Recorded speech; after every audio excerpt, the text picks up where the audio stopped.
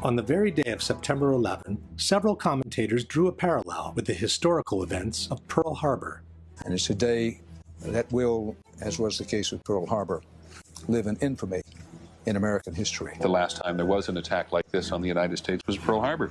Reminiscent of another terrible day, the attack on Pearl Harbor. But there was also someone on the same day who offered a prediction. After the attack on Pearl Harbor, guess what we did? We went back and found out that, yes, the evidence was there. We should have known. And again, I think what we're going to see, even in this instance, this Pearl Harbor of the 21st century is very much the same kind of thing. In fact, the more information that has been emerging about September 11, the more we have come to realize that many different aspects of the two events bear a chilling resemblance to each other.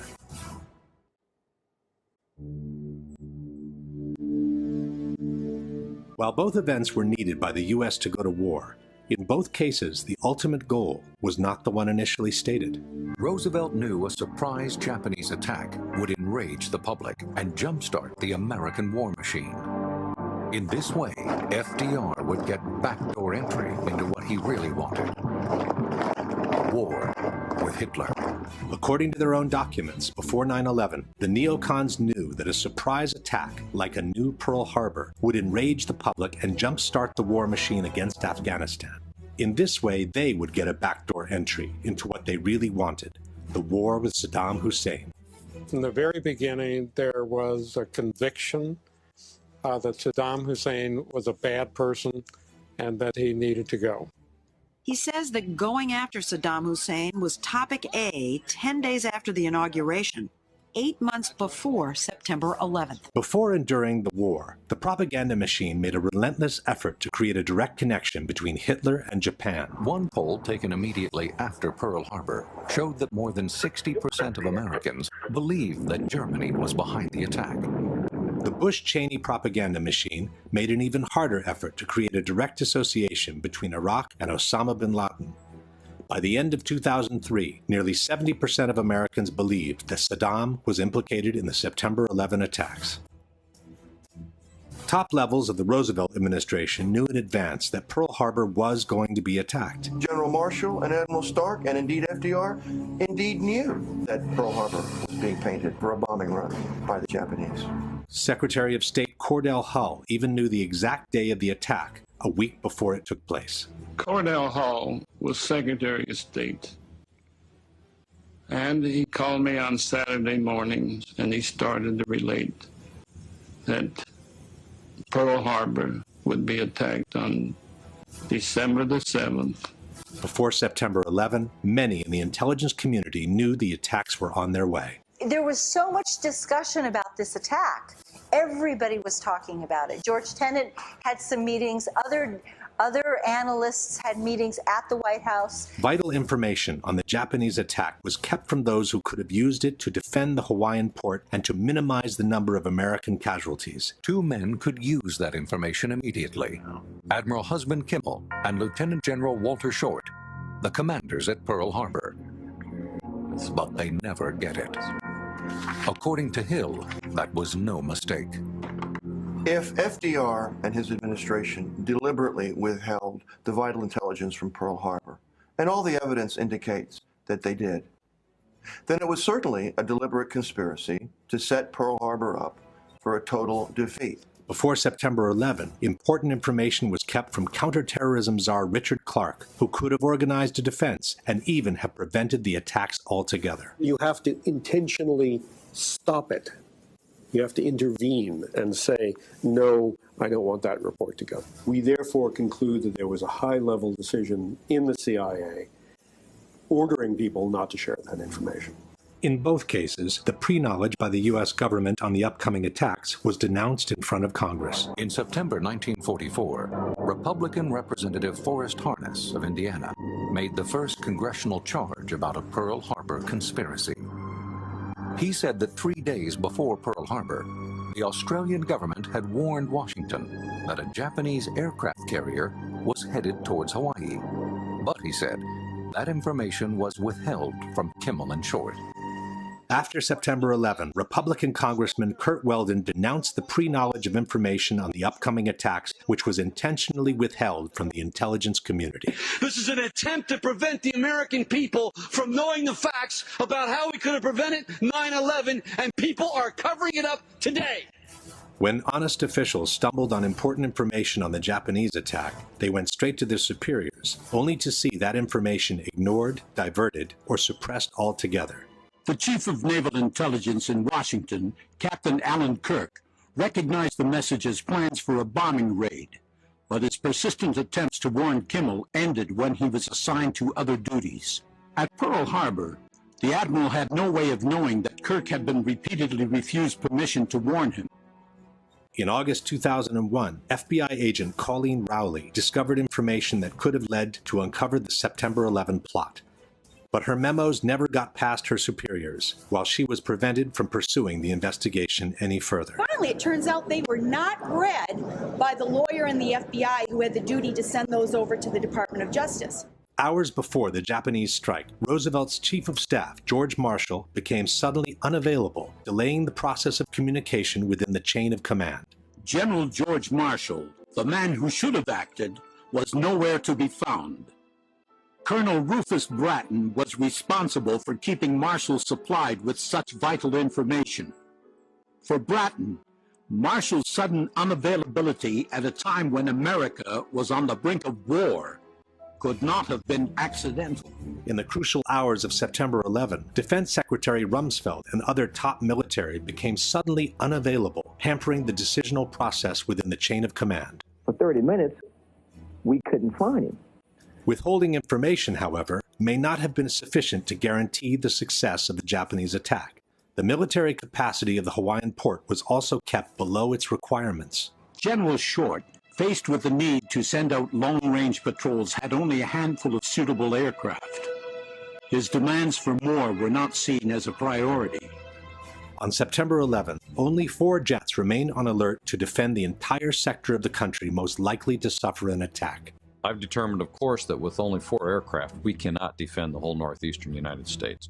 President Roosevelt gave direct orders not to interfere with the Japanese attack. President Roosevelt told General Marshall to send a message to the Hawaiian and Philippine commanders, don't interfere with Japan's overt act of war. The United States desires that Japan commit the first overt act. There's no argument about what FDR meant. He meant that the U.S. naval plan to defend Pearl Harbor should not and cannot be executed. On September 11, Vice President Cheney gave a direct order regarding the plane headed towards Washington, which in fact resulted in the plane reaching its target without being shot down. The young man said, Vice President, the plane's 10 miles out. Do the orders still stand? And the Vice President sort of whipped his head around and said, of course they do. It was thanks to the indignation for the 3,000 sailors killed at Pearl Harbor that President Roosevelt could finally enter a war the U.S. had been preparing for months in advance. With confidence in our armed forces, with the unbounding determination of our people, we will gain the inevitable triumph, so help us God. It was thanks to the indignation for the 3,000 victims of September 11 that President Bush could launch a war that had already been prepared in the smallest detail. CNN and Time magazine have reported that on September 10, 2001, a military plan to attack Afghanistan had been placed on George Bush's desk to be signed by the president upon his return from Florida. May God grant us wisdom, and may He watch over the United States of America.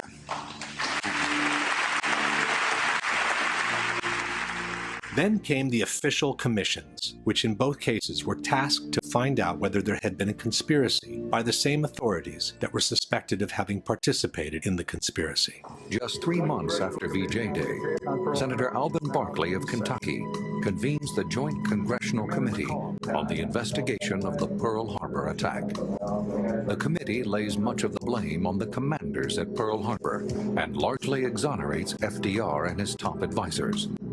But its conclusions draw charges of cover-up and cronyism. Gross negligence becomes high treason when the motive is discovered or understood. In July 2004, the Commission published its final report. 2.5 million pages of documents. We've interviewed over 1,200 individuals, including experts and officials past and present. However, the Commission report failed to meet many of the family's expectations and concluded that 9/11 was merely a failure of imagination. Published in 2004, the 9/11 Commission Report has become the central focus of criticism by the 9/11 Truth Movement, a movement comprised of thousands of individuals and associations from all over the world, all connected through the Internet. The Commission's report is accused of having simply rubber-stamped the government's version of the events by ignoring all the evidence against it, while covering up its most conspicuous holes with a long series of omissions, distortions, and even plain falsehoods. Led by researcher David Ray Griffin, an international panel of 20 experts on 9/11 has compiled a list of the strongest evidence against the official version that has emerged to this day. This evidence is available to the public on their website in 4 different languages. Despite all the evidence that has emerged in the last decades, there are many who still reject the idea of a conspiracy at Pearl Harbor and prefer to reassert the much more simplistic explanation called the official version. There was no conspiracy. FDR did not know. Cordell Hull did not know. The American government did not know that the Japanese were going to attack Pearl Harbor on December 7th, 1941. It was what has been called a failure of imagination. Despite all the evidence presented in the last 10 years by the 9/11 Truth Movement, there are many who openly support the official version by the government and dismiss such evidence as irrelevant. These people are known as debunkers, as their stated intent is to debunk the evidence presented by the 9/11 Truth Movement against the official version. The most authoritative debunker in Italy is Paolo Attivissimo, a member of an organization called CICAP, which has openly declared war on the so-called conspiracy theorists. Attivissimo has held numerous conferences on 9/11, in which he has covered all the most important aspects of the debate. The most prominent champion for the official version in France is Jérôme Quirant, who also wrote a book called September 11 and the Conspiracy Theories. Quirant also participated in numerous conferences and television debates on 9/11 in his own country. But the flagship for the debunkers worldwide is certainly the American magazine Popular Mechanics. In 2006, they published a book called Debunking 9/11 Myths, in which the authors purport to have refuted all the major claims against the official version by the 9/11 Truth Movement. Jim Miggs is the editor of Popular Mechanics magazine. In 2005, he and a staff of reporters decided to take on the factual and scientific claims made by members of the 9/11 conspiracy movement. The results were first published in a magazine article, then more fully developed in a book titled Debunking 9/11 Myths: Why Conspiracy Theories Can't Stand Up to the Facts. I think what Popular Mechanics did with the 9/11 conspiracy theory was just about one of the best things ever done in the history of skepticism. That is exactly how it should be done. Here's the claim, here's the answer. Here's the claim, here's the answer. By the end, they got nothing to stand on. Boom, end of story. But is it really so?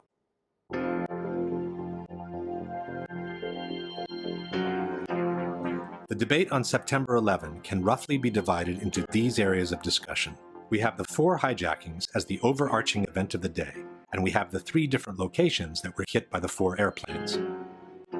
One of them hit the Pentagon, another crashed in Shanksville, Pennsylvania, the other 2 hit the Twin Towers in New York. The debate on the hijackings is divided in 3 parts. The first one focuses on the air defense, and whether the failure to intercept the hijacked airplanes was accidental or intentional.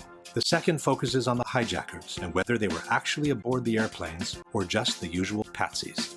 The third part focuses on the aircraft themselves, and whether the 4 airplanes used in the attacks were the same ones that took off from the airports that morning, or were something that only resembled them from the outside.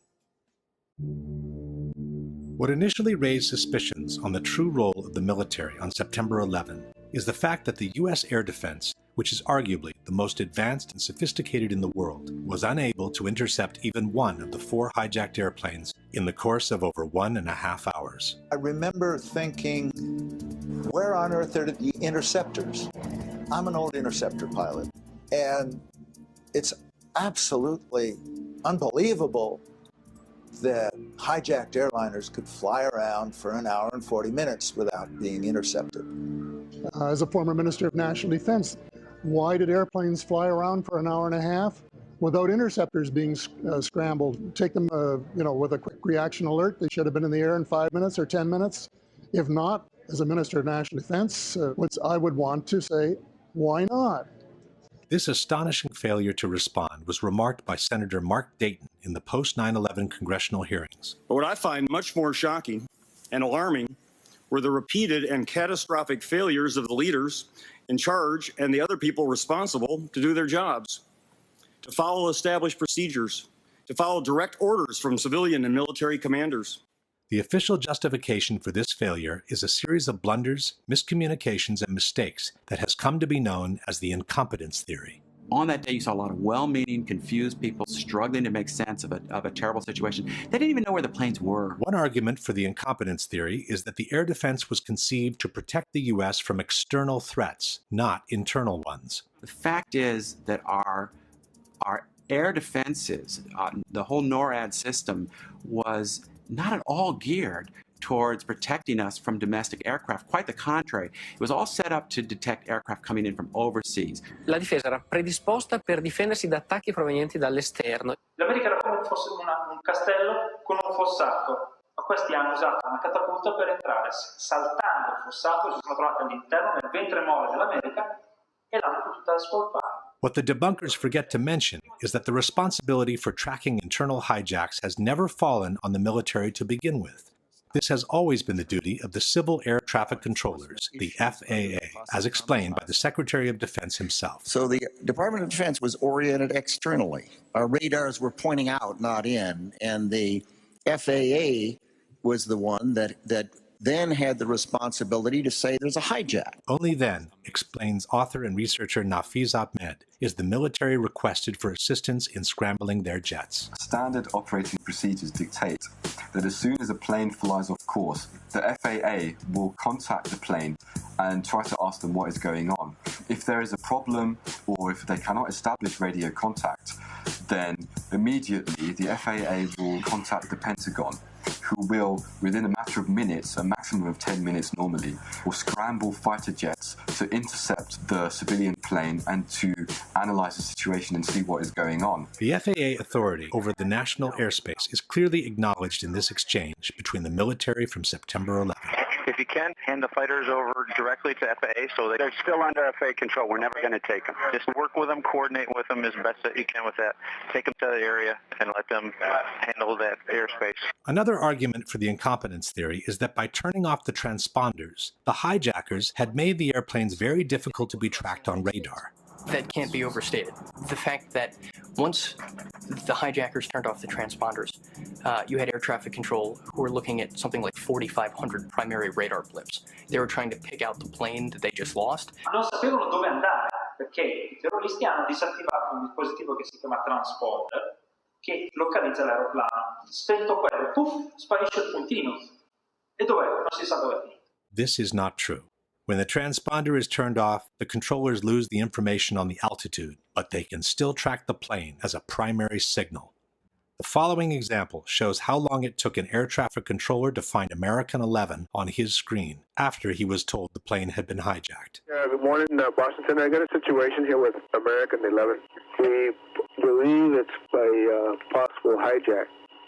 Okay, tell me more. We lost radio communications with him. Then we lost his transponder. And right now the aircraft is just west of Albany going southbound. Okay, I see him.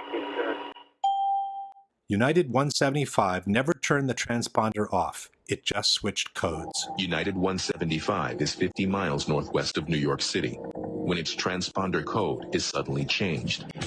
As I look up, I notice that United 175's code has changed. I just turned around and radioed the pilot. My exact words were, United 175, recycle transponder squawk. Hijacker Al-Shehhi obviously intended to turn off that transponder, but because he just changed codes and didn't turn it off, he still left the controllers with a very clear indication of the normal return from an aircraft that was squawking, that's what we call it, with the altitude. According to the Secret Service, the plane that hit the Pentagon was tracked for at least 30 minutes before it reached Washington. Nelson Garabito was the Secret Service agent in charge of protecting the White House airspace. First thing I did is I picked up the phone to call my contact, the FAA. He said we have 4 planes outstanding. 2 have hit the towers, and 2 are headed to Washington, D.C. One of them approximately 30 minutes out, one of them approximately 45 minutes out. The one 30 minutes out turned out to be the plane that hit the Pentagon. As the one nearest us got closer and closer, 6 minutes out, 5 minutes out. We knew it was sort of over the CIA, and we thought, it's out where it's going, but it kept coming.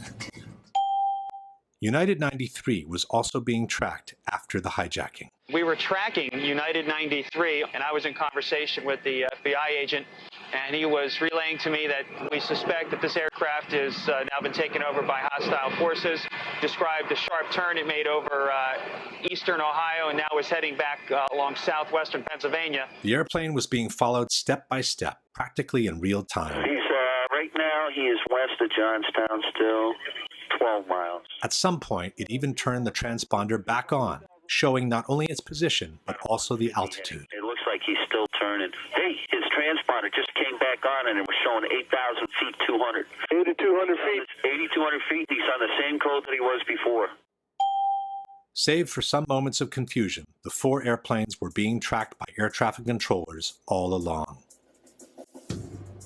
The real reason for the failure to intercept the 4 aircraft seems to have been the high number of military exercises that were being run by NORAD on September 11 out of their base in Cheyenne Mountain, Colorado. As Webster Tarpley noted in his book 9/11 Synthetic Terror, staff exercises or command exercises are perfect for a rogue network, which is forced to conduct its operations using the same communications and computer systems used by other officers who are not necessarily party to the illegal operation. Interestingly enough, on the evening of September 10th, the security level for the NORAD computer system called Infocon had been dropped to normal, the lowest level.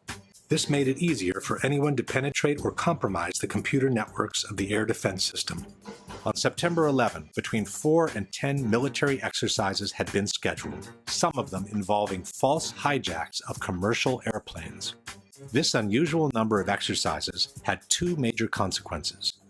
1, they moved a large number of fighters out to Canada and Alaska.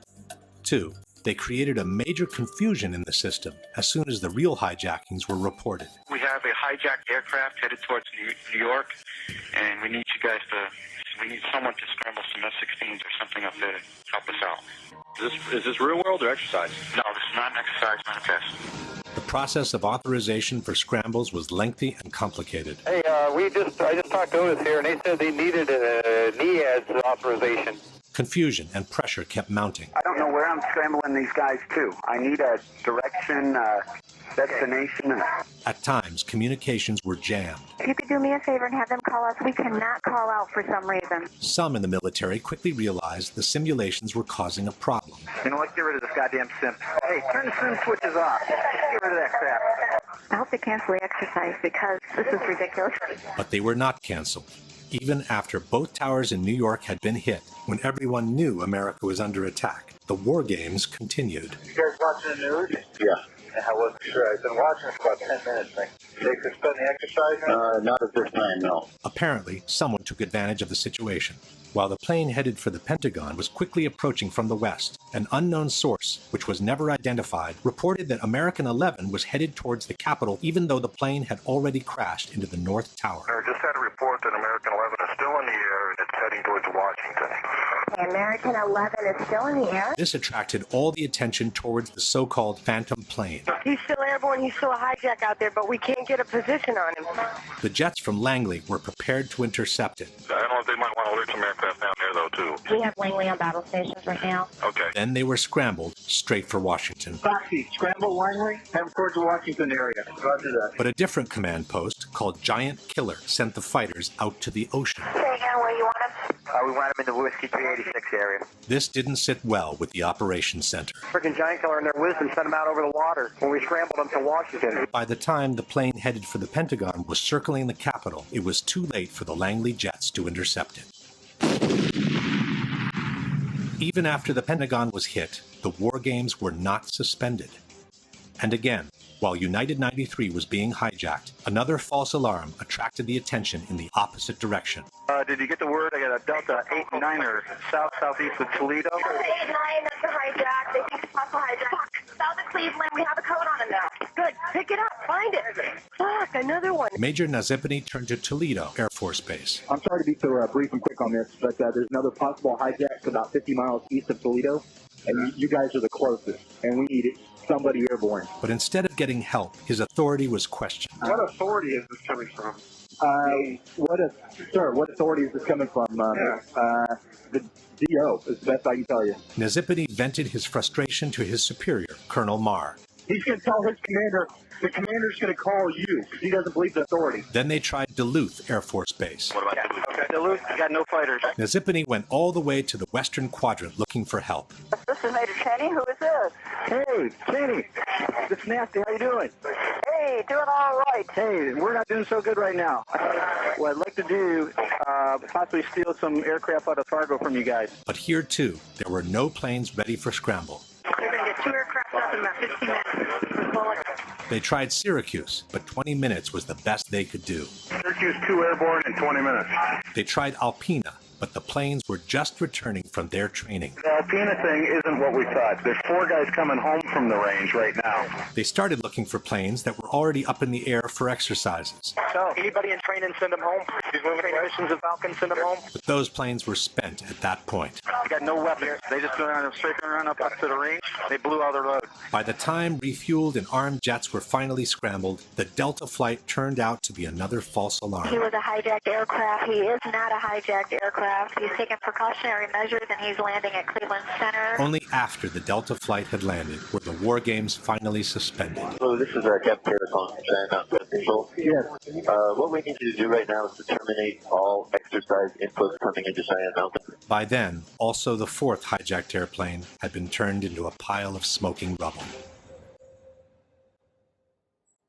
Yet General Myers, who was the highest military authority on September 11, has denied that the war games affected the military capacity of response. And the question was whether or not the activities of the 4 war games going on September 11th actually impaired our ability to respond to the attacks.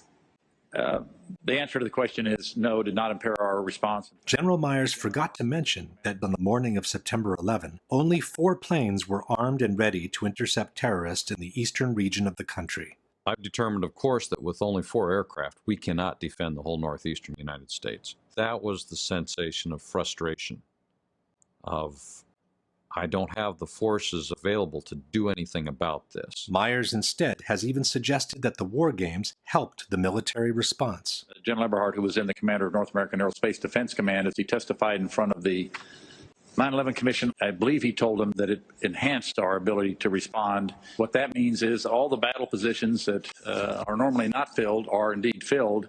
So it was an easy transition from an exercise into a real-world situation. Again, Myers forgot to mention that the transition took place only after all tragic events had ended, around 11 o'clock. By 11 o'clock, the sense of alarm had spread across the country. Fighter jets actually patrolling the skies. It was a war zone. Our skies were turned into a war zone. Everywhere you turn, it was military jets and helicopters everywhere. George Bush returned to Washington on the evening of September 11. The president finally returns to Washington. An escort of 6 helicopters was waiting for him. 300 fighters were defending the skies. Had there been 300 fighters ready to defend the skies on the morning of September 11, would the terrorist attacks have turned out the same way? This leads us straight into a pivotal question. Was the choice of scheduling so many exercises in the same day just a misfortunate call, or was it intentional? To answer this question, we need to take a closer look at some of the warnings the U.S. had received in the months prior to September 11.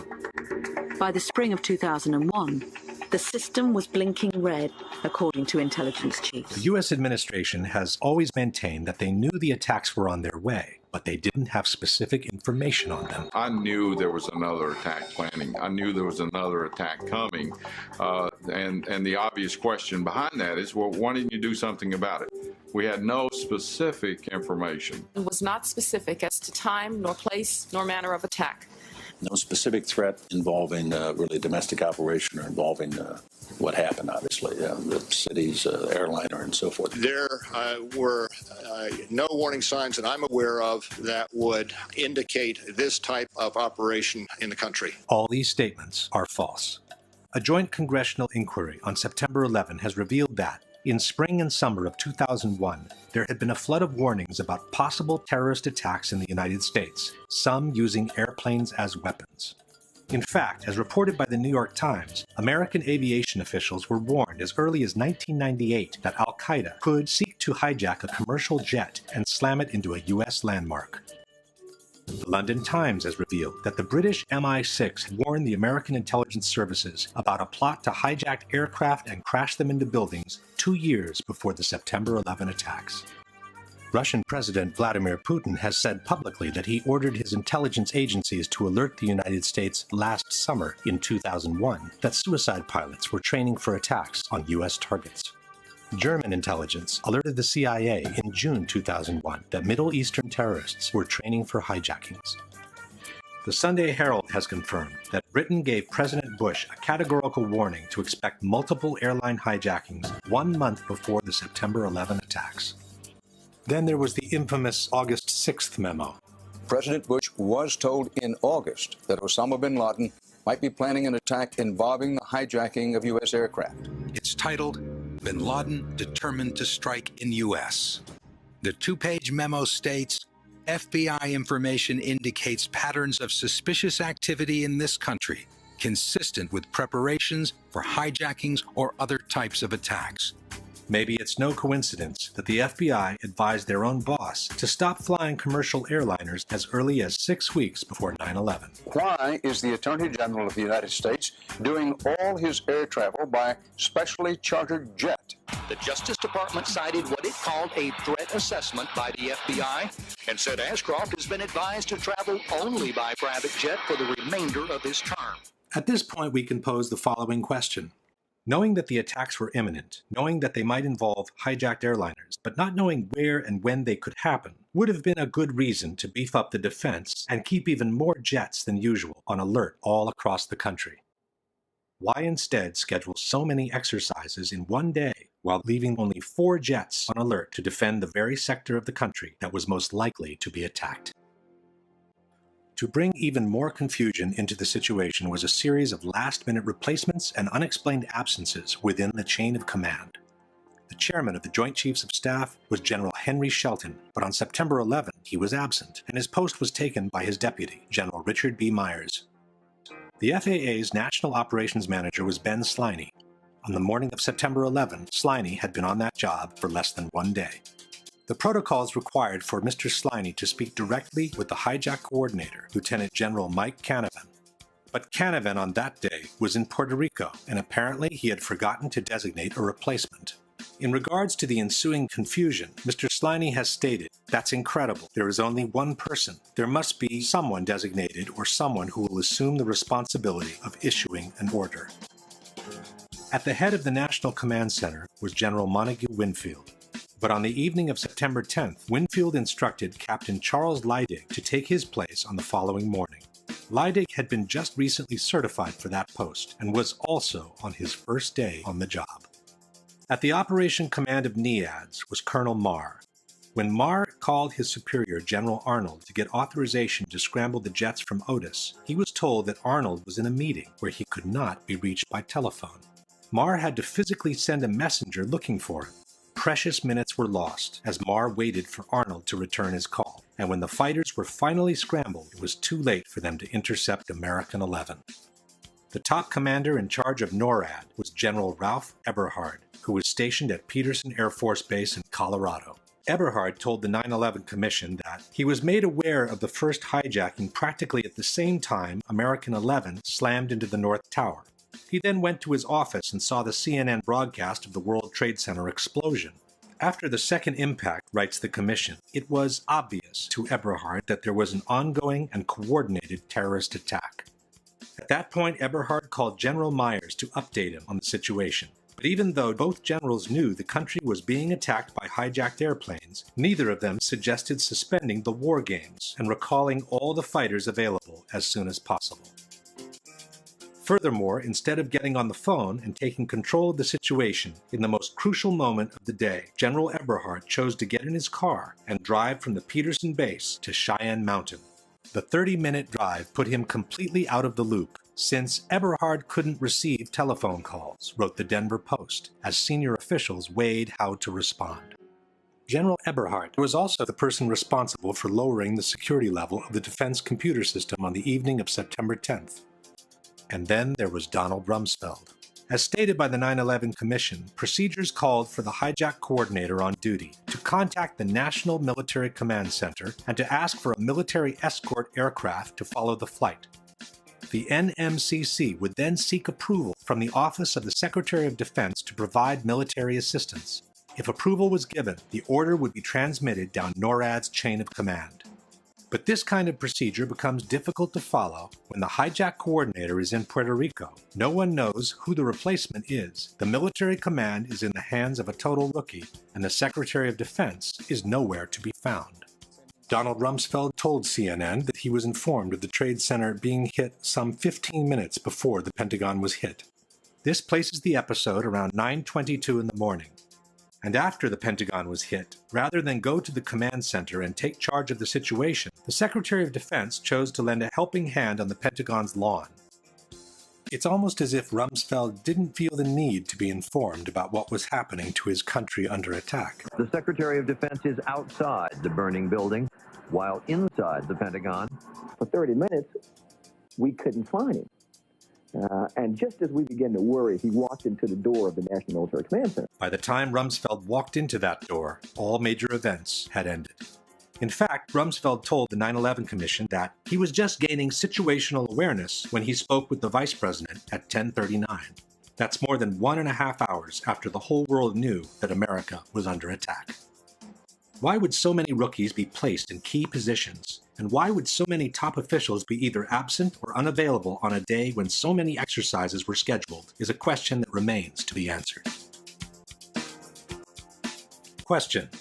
After having realized that the country was being attacked by hijacked airplanes at 9:03, why didn't Eberhard immediately suspend all the war games and recall all the available jets to their bases?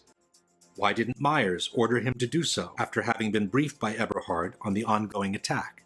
And why hasn't the 9/11 Commission ever asked either general these most fundamental questions?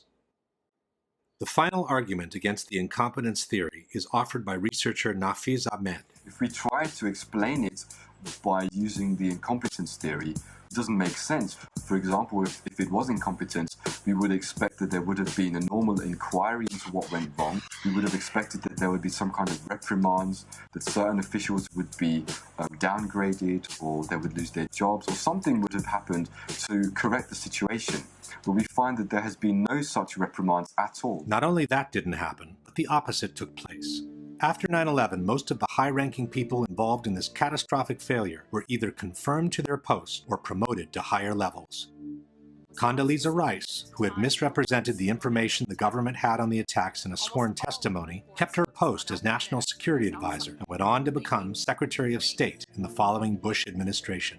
General Eberhard, the NORAD commander who didn't think of recalling the war games as soon as he knew his country was under attack, was chosen to lead the newly created U.S. Northern Command, which the Department of Defense has termed the nation's premier military homeland defense organization.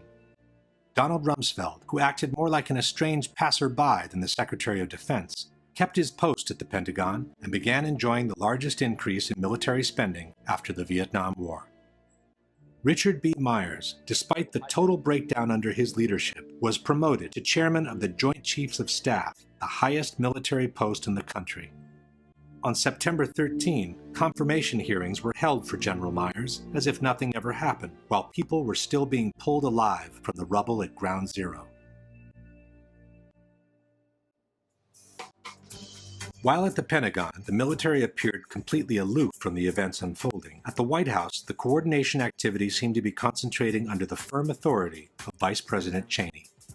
In fact, the so-called NORAD tapes have revealed that the White House had ground-to-air missiles of their own. Hello there, Washington. Washington approach.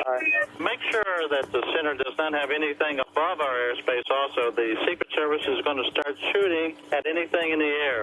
Then I just got a call from Washington. They said that if there's anything above their airspace, the Secret Service is going to free fire. This exchange, which took place around 10 a.m., sheds a whole new light on one of the most controversial issues of 9/11. The sworn testimony by Secretary of Transportation Norman Mineta to the 9/11 Commission on May 2003.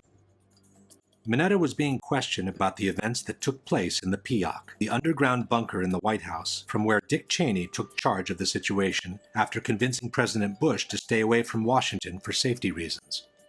To fully understand the implications of this case, two things must be kept in mind. One is that according to the official version, Flight 77 crashed into the Pentagon at 9:37, while Flight United 93 crashed in Pennsylvania at 10:03. It's on this 26-minute window that hinges the whole credibility of the Vice President on his true role in the September 11 attacks. The second thing to keep in mind is that the order to shoot down civilian airliners came from the President through the Vice President only after the Pentagon had been hit. When the third plane hit the Pentagon, the magnitude of the attacks grew dramatically. We didn't know if there were other planes that had been hijacked. So the first decision I made on Air Force One was to give our Air Force orders to shoot down commercial aircraft that did not respond. This means that any order given before the Pentagon was hit could not have been a shoot-down order. However, as Chairman Hamilton was inquiring about the shoot-down order, something unexpected emerged from Mineta on the plane that hit the Pentagon.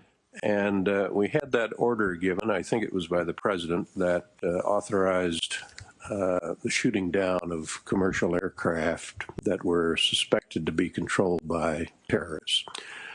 Were you there when that order was given?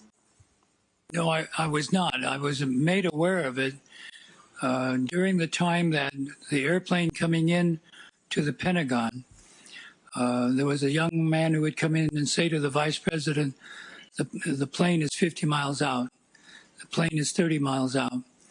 And when it got down to the plane is 10 miles out, the young man also said to the Vice President, do the orders still stand? And the Vice President turned and whipped his neck around and said, of course the orders still stand. Have you heard anything to the contrary? Well, at the time, I didn't know what all that meant. And the flight you're referring to is the flight that came into the Pentagon.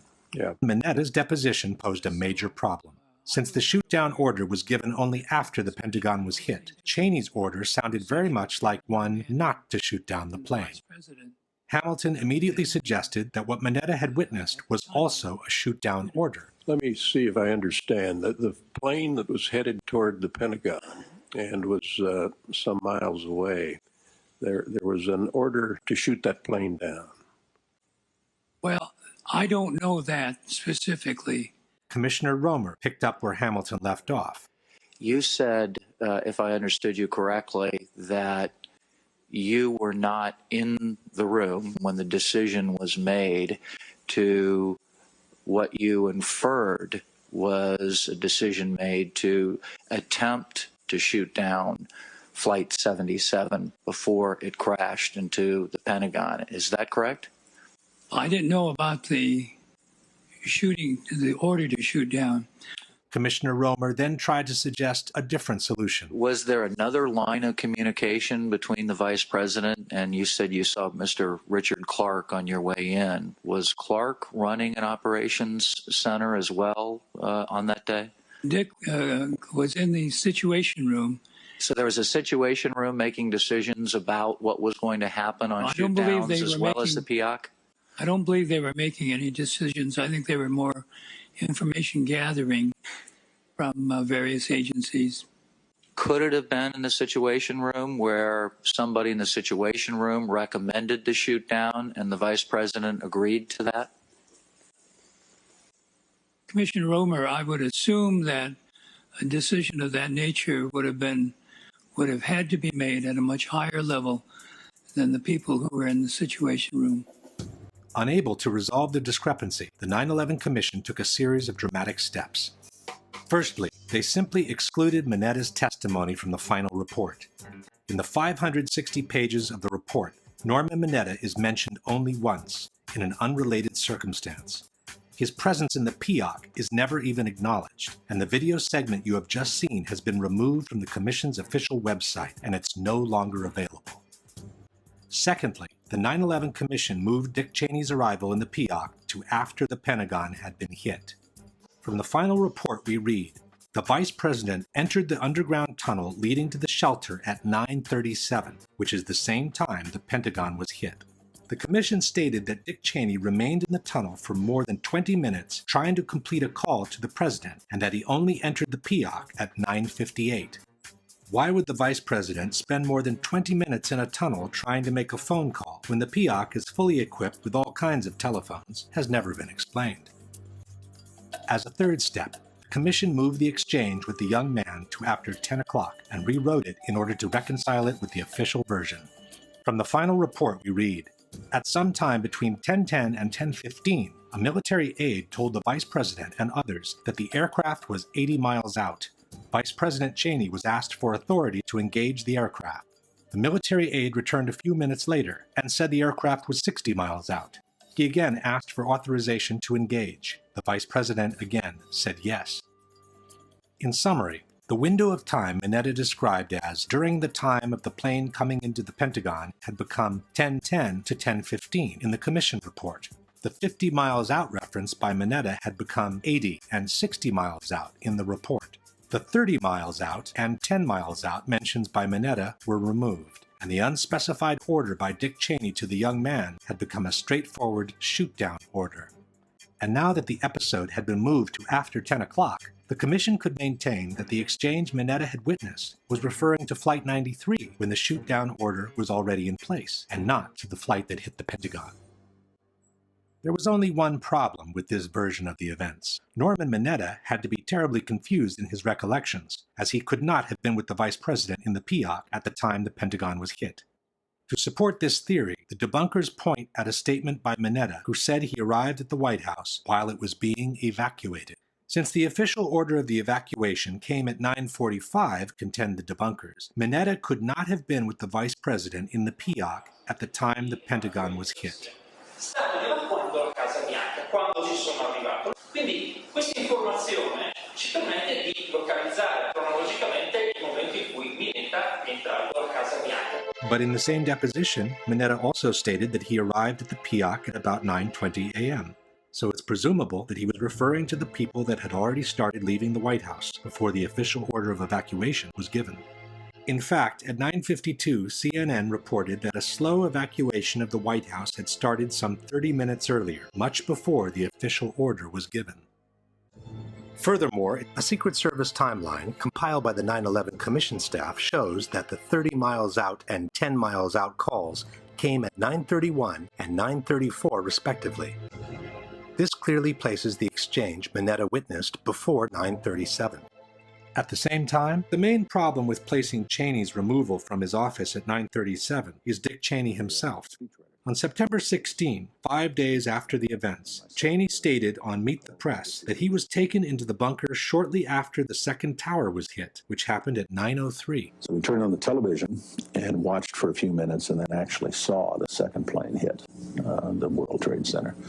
I talked to the president while I was there over the next several minutes watching developments on television, and as we started to get organized to figure out what to do, my Secret Service agents came in, and they hoisted me up and moved me very rapidly down the hallway, down some stairs, through some doors, and down some more stairs into an underground facility. And they did that because they'd received a report that an airplane was headed for the White House. There are also several highly credible testimonies that placed Dick Cheney's removal from his office shortly after 9:03. ABC News quoted White House photographer David Borer saying that just after 9 a.m., Vice President Dick Cheney was in his West Wing office when 2 or 3 agents came in and told him, "Sir, you have to come with us." Agents came inside the office and said, "Sir, you have to come with us." The New York Times reported the same story. At 9:03 a.m., as Vice President Cheney was staring at the TV screen, the second hijacked airliner exploded against the Twin Towers. At that moment, the Secret Service grabbed him and hurried him down to Peoc. Richard Clarke, in his book Against All Enemies, wrote that soon after the second tower was hit, Cheney began to gather up his papers. As I left, I counted 8 Secret Service agents ready to move to the Peoc. President Bush's secretary, Ashley Estes, stated, "As the second plane hit, it didn't really click exactly what happened. Then I heard a noise, like a body bumping a door. I looked out into a hallway and saw the vice president with the Secret Service. They had kind of lifted him up and were running with him. At that point, it definitely registered what it was." Former Undersecretary of Defense Eric Edelman testified, "I was already down in the Peoc with the vice president when we got word there had been an explosion at the Pentagon." And even after 10 years, Dick Cheney has not changed his story one bit. As we watched, we saw the second plane strike, and then we knew it was a terrorist attack. Then my Secret Service agent, lead agent, came bursting through the door of my office and said, "Sir, we have to leave now." While all these testimonies clearly placed Dick Cheney in the Peoc by the time the Pentagon was hit, the 9/11 Commission has admitted that the 9:37 entry time by Dick Cheney in the tunnel was based on alarm data, which is no longer retrievable.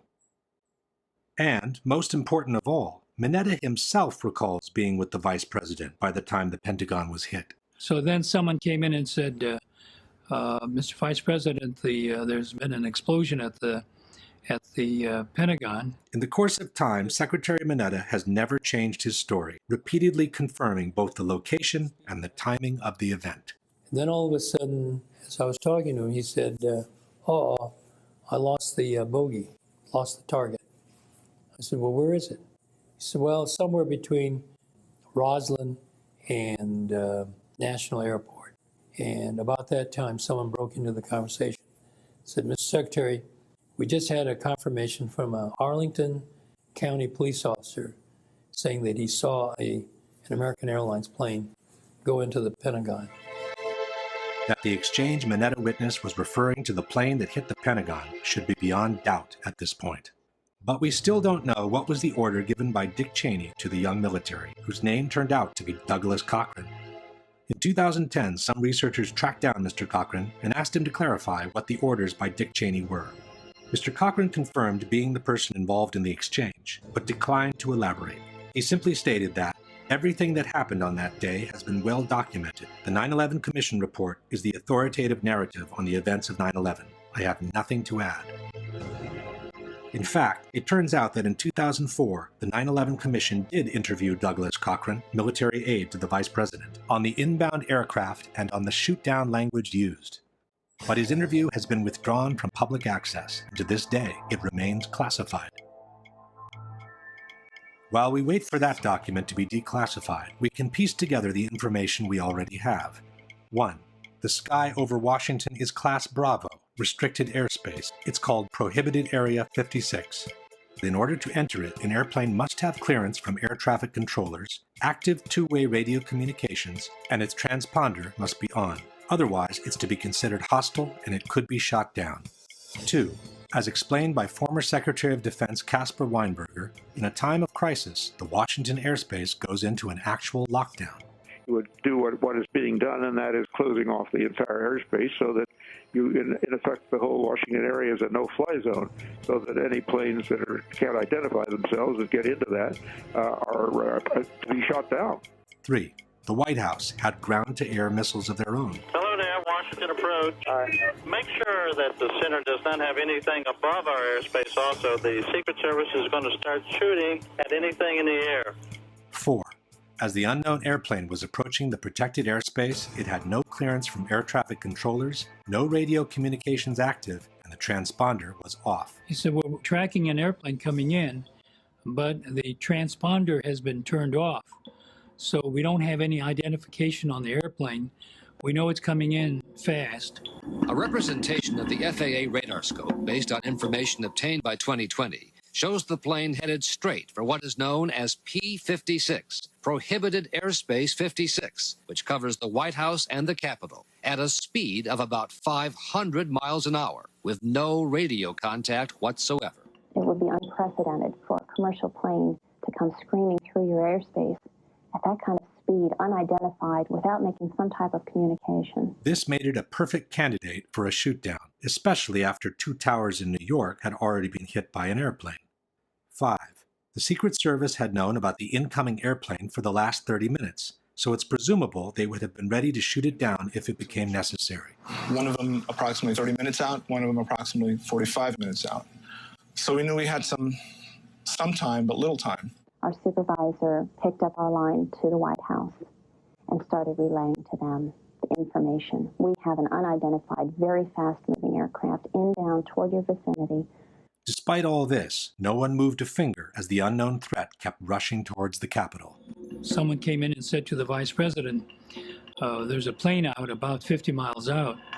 As the one nearest us got closer and closer, 6 minutes out, 5 minutes out. The same person said to the vice president, Mr. Vice President, there's a plane 30 miles out. The Washington controllers came up on the speakerphone. They started counting down 10 miles to the White House. Young man said, Mr. Vice President, the plane's 10 miles out. Do the orders still stand? And the vice president sort of whipped his head around and said, of course they do. 9 miles from the White House. 8 miles to the White House. 7 miles west. And it went 6, 5, 4. All the way down to 1 mile from the White House. But no missile was fired. Undisturbed, the plane turned around and went on to strike the Pentagon, causing the death of at least 125 people between military and civilians on the ground. Question. The Secret Service knew about the incoming plane for the last 30 minutes, was following it on radar, had the means to shoot it down, and should have done so in order to protect the Capitol, but they didn't. Why? In regards to the exchange between Cheney and the young man, can you suggest anything different from an order not to shoot down the plane as it was approaching Washington's protected airspace?